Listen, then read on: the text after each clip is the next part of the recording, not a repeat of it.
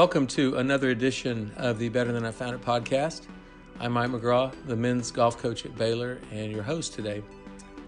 My guest today is Max McGreevy, a former University of Oklahoma golfer and current PGA Tour Korn Ferry member. Max is really one of the greatest competitors I've ever been around. He's got more fire and passion than most players you'll see. And he talks about his journey through pro golf, although it's been a short one so far, but he's well on his way to earning his PGA Tour card. Really excited to bring him on today. Hope you enjoy the listening.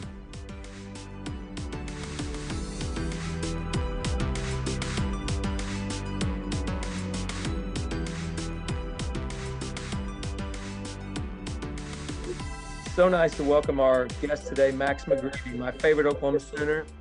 And Max, how you doing today? I'm doing great, Coach. Thanks for having me on. Absolutely. You are one of the hottest players on the Korn Ferry Tour right now. I love it when a player that's playing so well wants to come onto my podcast. I mean, gosh, I need you're playing some good golf lately. Yeah, it's been a lot of fun.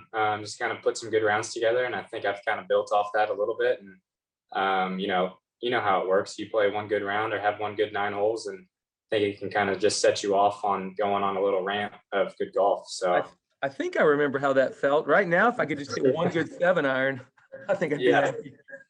No, that's really exciting for you. I know that this has been a dream of yours for a long, long time to play professional golf and play it at a high level, and you're doing that. But it's just a part of that journey that you've been on. So a lot of my listeners are in Oklahoma, obviously, and you're an Oklahoma boy, and I am as well. So I know I want all of those people to hear this story and this journey. It's been your journey. It's been your dream to have this happen. But I think it's important to go back to the beginning of this journey. And almost every player I've talked to, their dad has been a really, really important influence in this journey. And so I'd like to talk about your dad, Brian. I know he's a very good player. He won the state amateur in Oklahoma, really good player. But describe his influence on your game and you as a person and just all of that. I mean, Brian has been a big influence, I know. Yeah, for sure. He is a really good player, and he played at a high level for a long time. And I think he probably always wanted his kids to be a part of the golf world too. But he was good at just kind of letting me do what I wanted to as far as other sports and stuff like that. And I think golf was more of a fun thing for our family to do.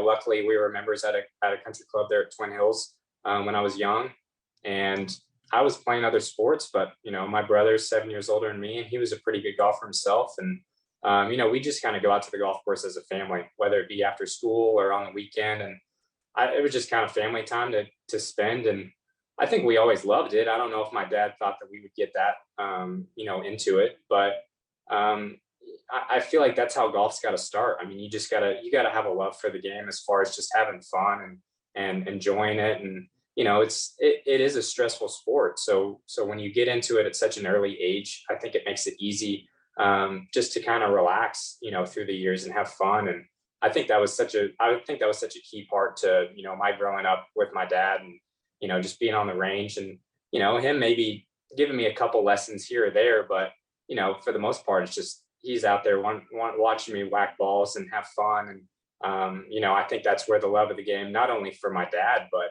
for my brother and my mom, just watching it and just having fun. And, I'm glad that my dad was able to get me in the game early. And, it's been a fun journey throughout this entire life with him too.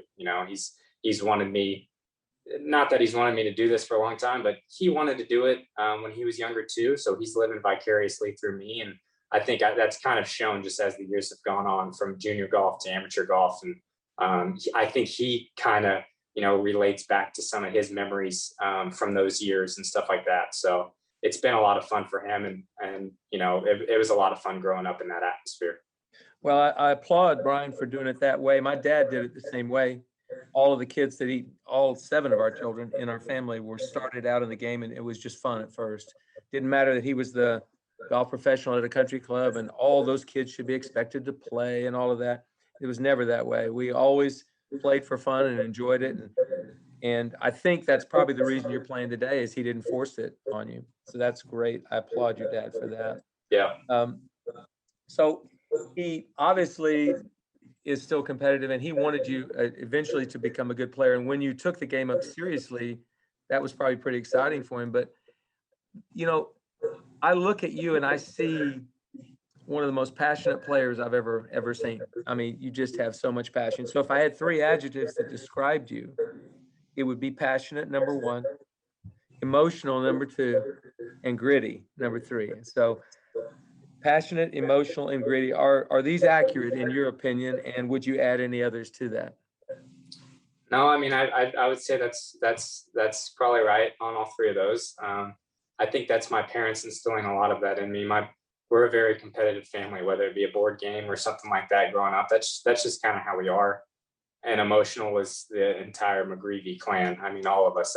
That's how we are. So, you know, getting those adjectives kind of passed down, I think, through my parents is just even made them stronger, I feel like, in my mind. And I just, you know, whether it be the person I'm playing with on the first round of a golf tournament, or, you know, my buddies playing a fun round on the weekend, I hate to lose. I hate to lose. Whether it be 3rd place or 4th place, you know, I want to finish as high as I can every single time too. So I think that's just my mindset of just kind of to never give up and push as hard as I can whenever I have the chance. And you know, I've been able to have a lot of cool opportunities in my life, and a lot of opportunities to succeed.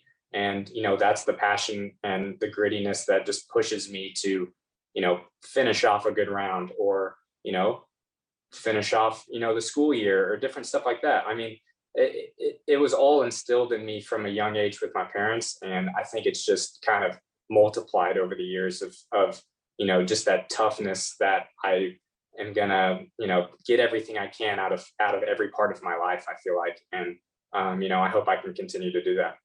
Well, I think that's great that they did that for you. Absolutely. And, you know, I said those are the 3 adjectives that I've noticed through the years.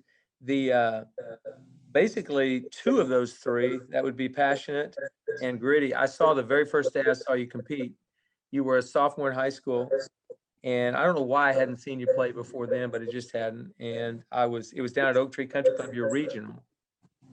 And I watched you play most of that day. And I called up Kyle Blazer, who I knew was a good friend of your dad's. Kyle was a golf coach at Oklahoma City University. And I said, I just saw a kid today that I think is going to be pretty good. He said, who was that? And I said, Max McGreevy. He said, oh, yeah, Max is going to be a really good player. You should recruit him.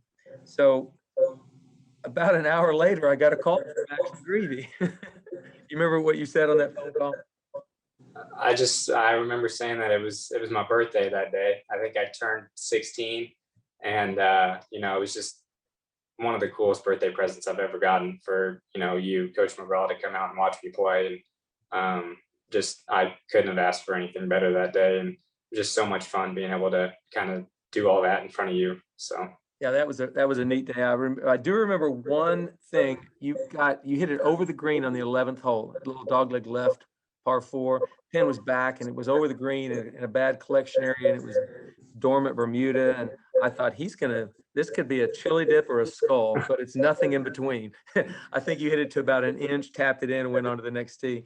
So I watched you kind of dissect that golf course, take it apart. I can't remember what you finished that day or even what you shot.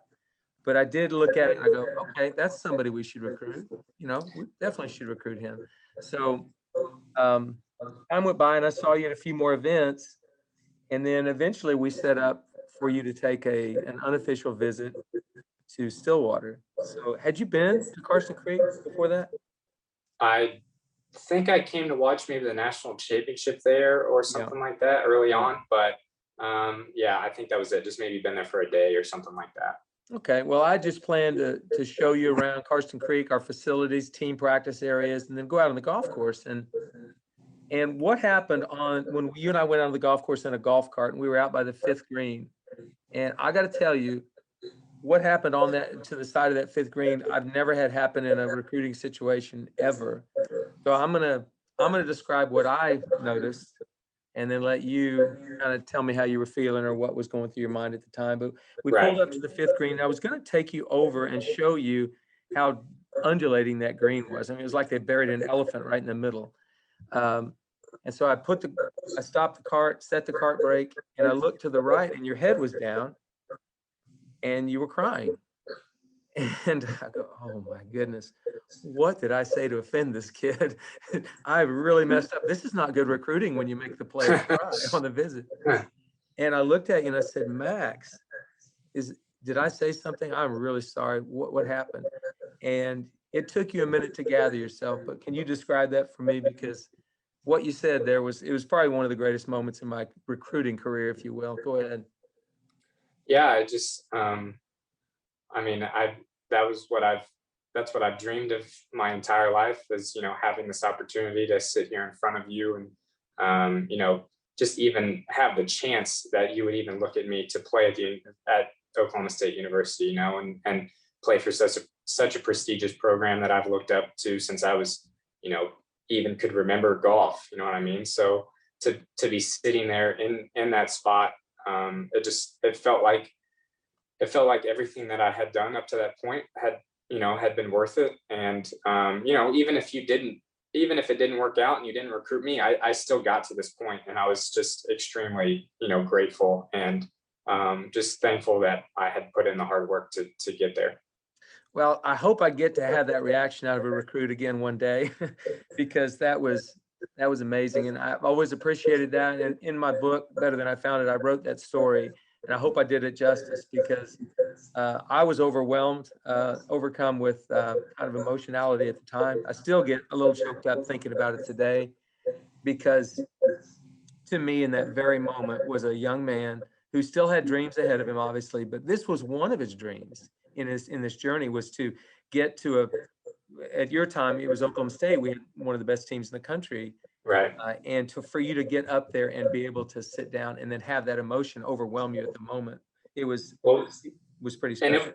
And it was such a big part and journey, I mean, to the start of the journey of my life too, because it's seeing that belief that someone, in my mind, you were like the president of the United States. You know what I mean? I mean, you were a king, and I'm trying to impress you. And, to have someone believe in me enough to get me there and just sit down and talk to me, it was a big part of my journey, through golf and everything like that too, to just have that belief from somebody from such a high point, I feel like, in my life at the time. So that was a big point for me. Well, I was humbled by it, and I appreciate that. I'll always appreciate that. But so it didn't work out. You didn't end up coming to Oklahoma State. It wasn't too much longer after that you had committed to the University of Oklahoma. And I think a lot has changed for you since that commitment. You made that commitment. A lot of great things have happened. But so you went to the University of Oklahoma, and you guys had a lot of success. I think you pretty much played from the beginning. I know there were times when you didn't play in the lineup, but you played pretty much from the beginning. And Oklahoma made it to the match play for the first time in school history during your junior year up at Eugene, Oregon. And then in 2017, you guys won the national championship. Now, I was right in the crosshairs there, because we met you. Baylor met you guys in the quarterfinals of match play. So right. I even walked in your group that day, if you remember, when you played Braden Bailey. So let's talk about that. It's still a good memory for me, because we did something Baylor had never done before. So talk about that day. Yeah, it's so cool when college golf. I mean, golf is such an individual sport, and my teammates at Oklahoma are my best friends and will be for the rest of my life. So to even have that opportunity to get to match play, and I mean, I can't even tell you the emotions that not even rolling through me, through my entire family, through Coach Hibble, everyone. And just get that opportunity in match play. You never know what can happen. I mean, we've seen it over the years, and Coach kind of put the two fiery guys out first, Blaine Hale and then myself, and we actually lost. We were the first two that lost, so we needed the last three to.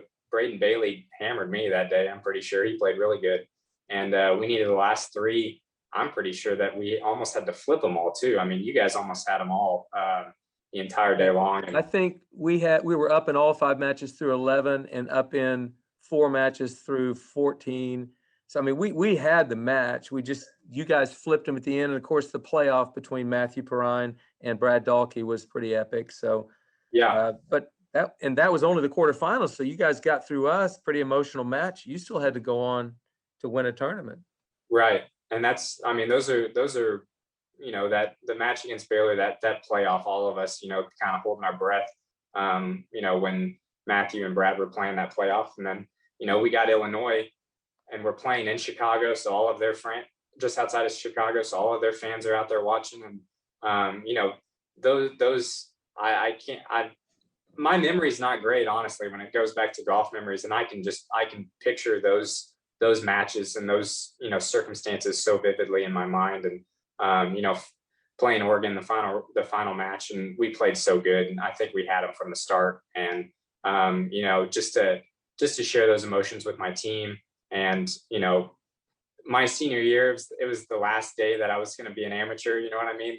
It was lasting as long as possible. And that's what I always wanted, because, this was my family. This was, we all had put our heart and soul into that for 4 years. And, to come out on top like that, I couldn't have asked for anything better.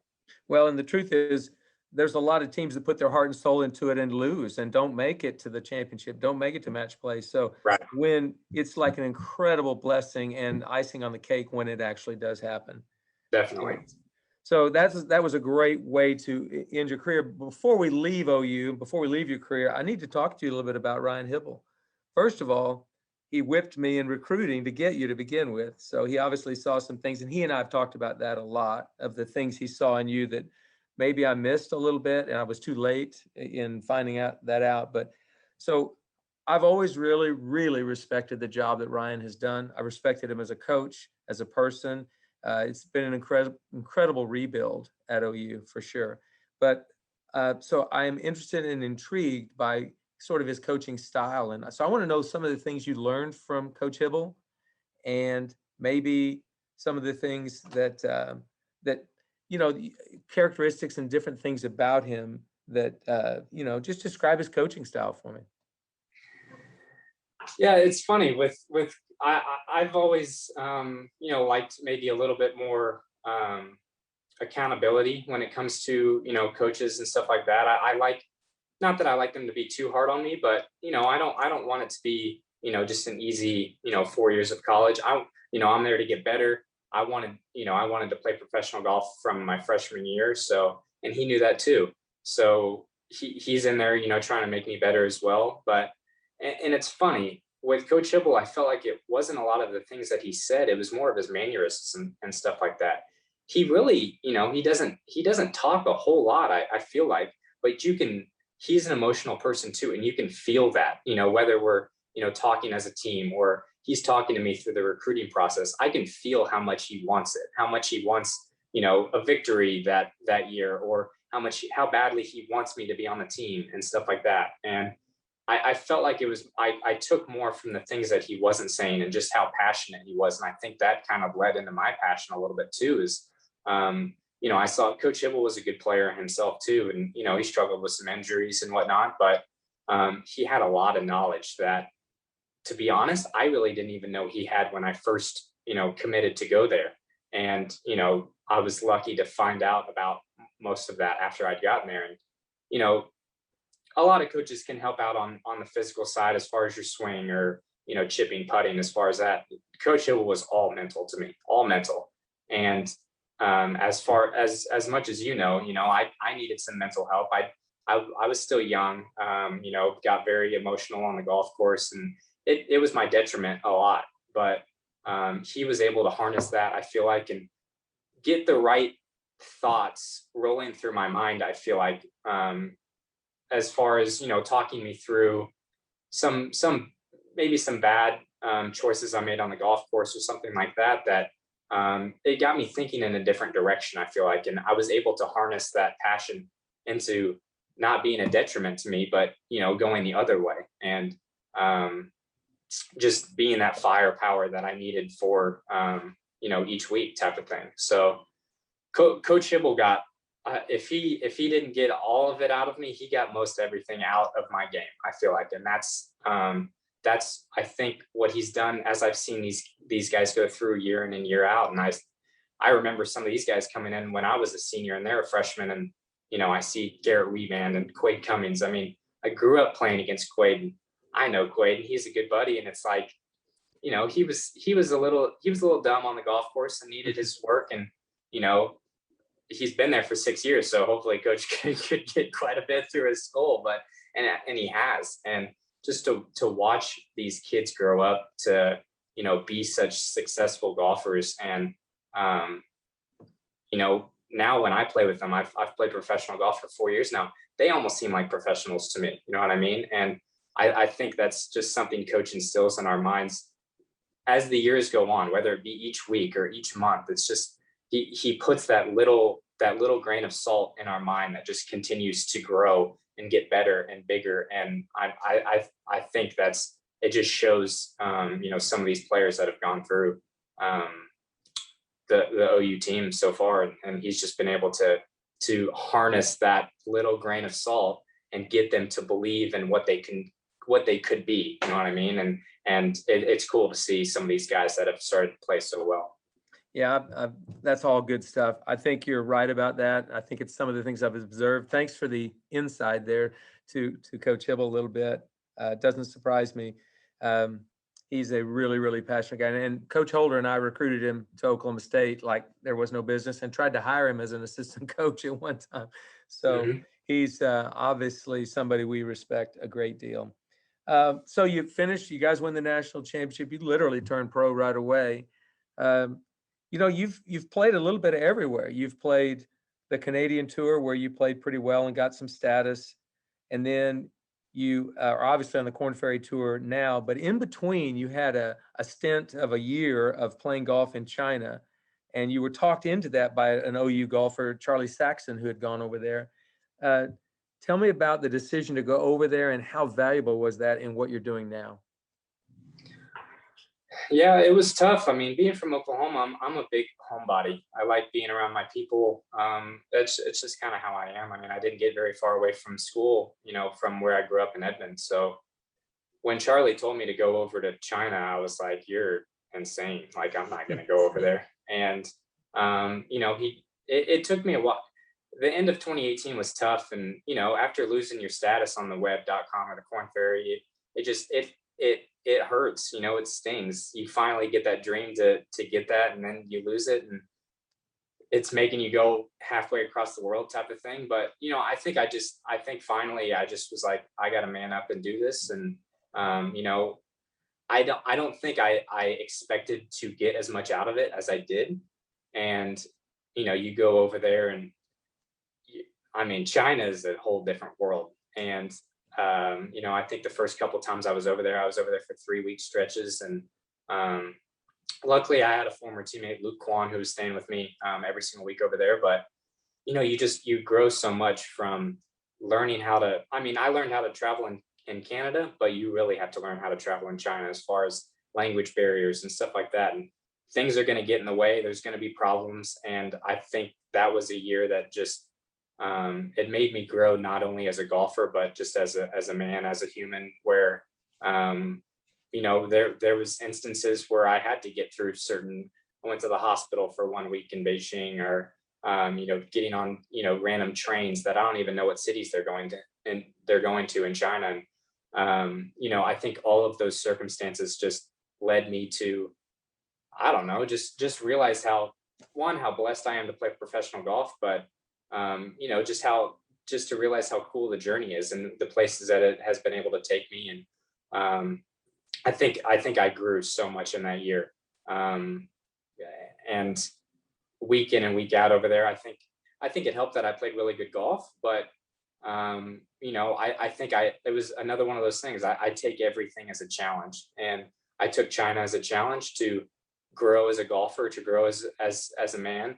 And I did. And I think it's kind of paying dividends to this last year and a half of, you know, just how secure I am with my life, I feel like, and how secure I am with my golf game, and just, you know, excited that I've had these journeys. And not that I don't struggle with things at times. I did over in China as well, but I had more struggles in China that I know have led into me not having to worry quite as much, because I've been through all of those things. I've been through the process, and I think I can take everything that is thrown at me.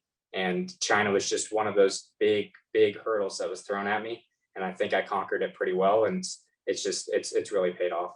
Well, I think you did. You made the cut in all 13 events you played, and I think you had 9 top 10s. I mean, you played amazing over there, and got over here and got status on the Korn Ferry. And so we're in the middle of a pandemic. We're in the middle of a kind of a 2-year wraparound on the Korn Ferry Tour to actually earn a PGA Tour card. Let's talk about this season, what you've done this season, which is honestly really, really good. I think you're 12th on the money list right now. Is that correct? Yes, sir. And the top 25 obviously get a card for the PGA Tour after, when is the cutoff date for that? Omaha, which is, we have 16 more events. So I think it's like in the middle of August or something. How many of those 16 do you plan to play? Probably 15. Oh boy, you are a journey. You get after it. That's great. Yeah. But you're number 12 on the money list. Your last 3 finishes are 12th, 2nd, and 10th. Let's talk about that runner-up finish, because I saw the interview after that, and again, it was very emotional, but very, very inspiring. So talk about that week, and then a little bit about your reaction afterward. Yeah, I mean, I had some good success on that golf course the year before. So I came in, you know, if you play good on a golf course, you feel comfortable on it, and I definitely do there in Savannah, and it's a really good course. And but it's hard. I don't know if I've ever gone wire to wire with a golf tournament before, and you know, to lead the whole to hold the lead after the first round, you know, it's awesome. You get off to a good start, but you know, it's stressful. You're sleeping on the lead. I slept on the lead Friday night, Saturday night. I had the lead after 54 holes type of thing, and it just, you know, I look at it after the fact, and it's just, you know, it was such a grueling week. And you know, I'm happy that I was able to give myself that chance on Sunday, but it was, you know, I didn't have it all on Sunday, but I think that's just a testament to, you know, like you were saying, my grittiness a little bit, to be there at the end. I knew I wanted to be there at the end, and whether I did it or not, give myself a chance. And there was a lot of nerves going through my body the entire day. And you know, I was lucky. There was a couple mishaps from a couple people that gave me a chance on the back nine. You know, I 4-putted the 15th hole. I was tied to the lead, 4-putted the 15th hole to make double. Was down by 2 with 3 to go. And you know, at that point, you know, every point on the Korn Ferry Tour counts as far as getting your card. And honestly, winning the tournament kind of slipped my mind a little bit at that point. I told my caddy Kyle, I was like, let's just get a couple good putts here on the last 3 holes and see what we can do. And you know, luckily I hit a really good shot on 17 and made about a 15-footer. And leaderboard right there saw that I needed to make one more birdie. And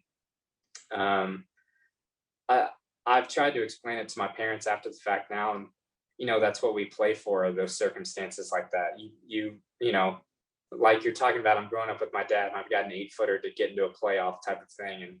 And you know, it's almost an out of body experience, I feel like. And it's the emotions running through my body and through my blood. And I think that's why I was so emotional in the interview afterwards. It's just like everything finally is, you know, finished. You know, my blood's pumping, everything's going, and then everything's just done. And it's hard to go from, I mean, 160 heart rate down to just nothing real quick, because but it's so exciting. It's so exciting to you know, do what you have to do to get into a playoff. I mean, to be able to birdie the last 2 holes to even give myself that opportunity. It's just I mean, it stinks. I took second, but it's more that I can feed off of week in and week out. And you know, just flashbacks run through my mind like that. It's incredible that I have those experiences to kind of feed off of for these future weeks. But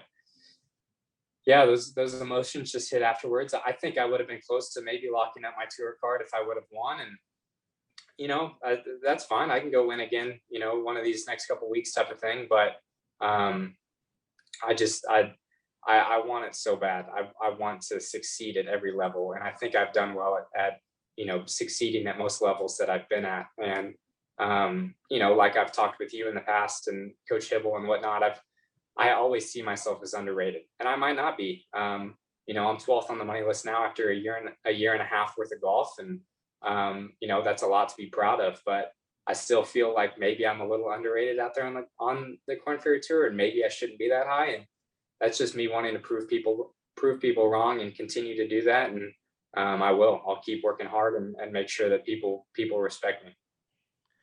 If I would add a fourth adjective to those three I gave you earlier, it would be chip on the shoulder, because I think you have one of those, which is great.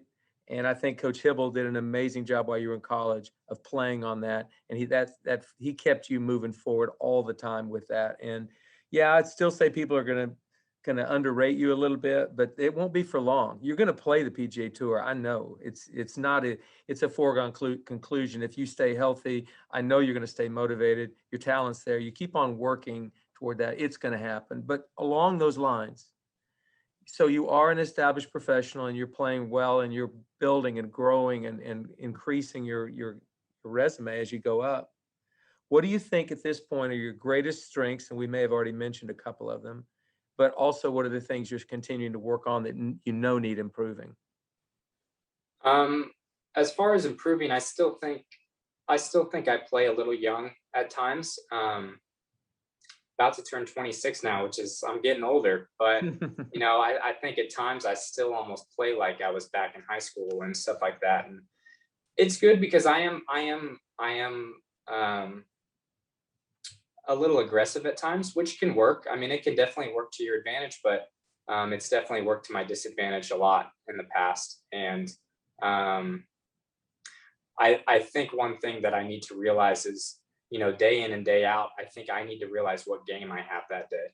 And, you know, if I feel more comfortable with my swing, with everything, maybe I can be a little more aggressive to pins that day or something like that. But I think I need to realize when I don't have it on certain days to maybe rear back a little bit, give myself more 15, 20 footers, not go flag hunting all the time. I'm so fiery at times where I'm like, all right, let's make this birdie and get going and type of things. And I think I do it sometimes, but it can bite me sometimes as well. And I think I just need to realize what game I have at certain points in time to be more aggressive or be less aggressive at times. And you know, that's a conversation with my caddy as well and whatnot. But that's ultimately down in my mind is where I need to you know, figure that out each day and each week type of thing. But on the opposite side of that, I think, you know, probably my biggest advantage is just, I mean, we've said it before, but just kind of that passion for it. I've watched a lot of good players as a professional, played with a lot of veterans, guys that have made a lot of money on the PGA Tour. And, you know, I think a lot of guys have a lot better golf swings, a lot better, you know, everything than me. But honestly, I think they don't have the willpower that I have. You know, I see some of these guys that play week in and week out, and I really am like, how do you guys not like top 5 every single week? Like they're that good.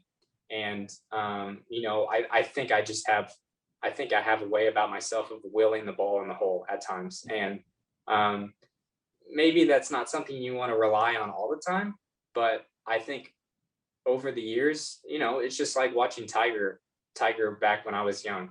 He's whether he's the best player in the world or not, he's willing that ball in the hole. He knows it's going in the hole. And I think I'm really good at doing that and just keeping that momentum going and stuff like that. And, you know, if times get tough, you know, for 9 holes or a couple holes or something like that, I can will myself to get going again. And my swing doesn't have to be great. Everything doesn't have to be great. I can just, I feel like I can get myself to that point mentally to where I can compete every single week, whether my game is there or not. And I had a choice of a beautiful golf swing, a really beautiful, gorgeous, aesthetically pleasing golf swing, or what you got inside your head and your heart. I'm picking what you got every time. So yeah, don't ever apologize for not having the most beautiful golf swing. Just keep whipping those guys who do. Exactly. So I agree with you. I think that would be one of your strengths: passion, grit, fire, emotion. That fire, it keeps you moving forward. I think it's great. I've been asking a lot of these players what they think would be their best advice for a young player coming up. So this could be for a meat and potatoes kid like you that grew up playing other sports and just really is getting into golf competitively. But what's your best advice for young golfers that want to play the game, that want to be where you are? I mean, as we've talked about, I'm just a competitive guy. I think you just got to get out and play. You know, I mean, you can go practice and have fun and do that stuff, but you know, even if you're by yourself and you're not playing with your friends, you know, 8-10-year-old kid, you go out and you challenge yourself. You know, you play 2 golf balls, or you go out there and you're trying to beat your best score every single time, and you're competitive with yourself as much as possible from a young age. And I love playing golf tournaments. I'm not a it's not that I don't practice, but I'm not a huge practicer. I can't spend more than 15 or 20 minutes on a range. It's not in my blood. I love going out there. I love seeing different shots on a golf course, and you know, hitting the chip or making the putt that's going to get me in a playoff one day or something like that. Those things get me more fired up when I'm out there playing and just having fun and doing that thing. And I think that was the thing for me as a kid is, you know, I can remember back when I was 7, 8, 12 years old, you know, playing at the Greens Country Club or wherever I was at. And I'm just going out there and I'm almost playing 72 holes in a day because I love playing golf. If you play enough of it, you're going to fall in love with it. And I think that's what happened to me. And I think it helped having, you know, my dad had a golf background. So he got me in tournaments early and stuff like that. And that's fine. If you want to play in tournaments when you're 10, 12, 15, that's cool too. But I think you just got to get out and play, enjoy it, and just have fun with it as far as doing that thing, and not, again, grinding on the, you know, swing side of it or feeling perfect or stuff like that. Golf is far from perfect. There are going to be way too many days that are not perfect. And I loved going out there and playing and just seeing what I had every single day. Okay, that's your advice to a 12, 13, 14-year-old kid. Are you following your advice? Do you still love playing as much as you ever have? Yeah, I mean, I've got this week off here, and you know, it's even hard for me to get out and I know things that I need to work on and practice, but you know, I love just going out and playing, and that's just, I think that's how I'm always going to be. And people are opposites at times, but I think that's what's made me so competitive, is just either playing with friends or playing with myself and just pushing myself to be better each day. So you're playing golf with today? Taking the day off today, but I'll go back and play with some of my roommates here here pretty soon. So, and Grant Hirschman and Charlie Saxon and whatnot. So some OU boys, which is nice. But yeah, I mean, whether it be playing with my dad too, when I was young, I always wanted to beat him, you know, different stuff like that. My brother as well, you know, growing up and always wanted to beat my brother. So it's just having that competitive nature when you're younger is just it's gonna pay dividends off in the future as well. Before I move on, how old were you the first time you beat Brian in a round of golf? I think I was 14, if I remember. I think like 2 weeks prior, I don't know if you ever heard that story, but 2 weeks prior at the Greens Country Club, we were playing the weekend game that, you know, we always play in with the scratch guys at our club. And I actually holed out on the last hole to shoot 64. And my dad had a 20-footer on the last hole to also shoot 64 to tie me. And I hadn't beaten him yet. And he made it to tie me when I was 14. And I think about 2 or 3 weeks later, I think I ended up beating him actually. But and it's funny how the roles have reversed now, because he loves playing golf with me, and I can tell how upset he gets once it's the 15th or 16th hole and he knows he can't beat me anymore, type of thing. But it's pretty funny how that works now. But yeah, it took a while for me to beat him. Well, just knowing your dad, I think that time when you beat him when you were 14, he was very proud. Even if he didn't show it on the outside, I bet he was proud. Definitely. Well, listen, before we finish this, I'm going to have you do one more thing, answer one more question. And that is, we're recording this the day before the Masters starts. So the 2021 Masters starts tomorrow, and this podcast will go live next week. So by the time it goes live, we'll have a Masters champion. I'm asking you to pick 2 people. One, just the obvious, this person's going to win, and then a little dark horse. And some people ask me, how can you have a dark horse at Augusta? But somebody no one's expecting to win. Give me both. just the way that I've watched him play in college, and I'm going to go with Colin Morikawa. I mean, one of the best iron players I've ever seen. It's remarkable how good he can hit iron, and a driver as well. It's just, I love watching him play. It's so easy, and I'm definitely going with him. And I don't know if you would maybe consider him a dark horse, but I got to go with my old roommate, Scotty Scheffler. I mean, I saw the power rankings this week, and he's not in the top 20. And, he just lost in the finals of the match play there in the WGC. And he's just like me. He's a fighter, and he's always going to be there, and he's always going to give himself a chance. And I think Augusta sets up for him well. And he got off to a good start last year, and I think he'll be ready to go this year. That's actually a great pick.